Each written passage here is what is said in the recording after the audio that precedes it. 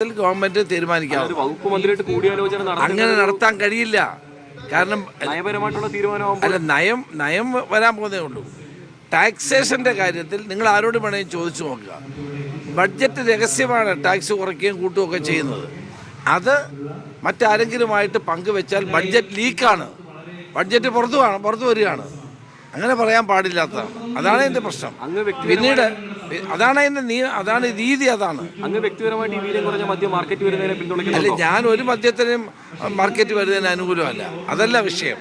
നിങ്ങൾ ചോദിച്ച ബഡ്ജറ്റുമായി ബന്ധപ്പെട്ട പ്രശ്നത്തിൽ ബഡ്ജറ്റ് എന്ന് പറയുന്നത് ഇസ് എ സീക്രട്ട് ഡോക്യുമെന്റ്. അത് ആരും അറിയാൻ പാടില്ല.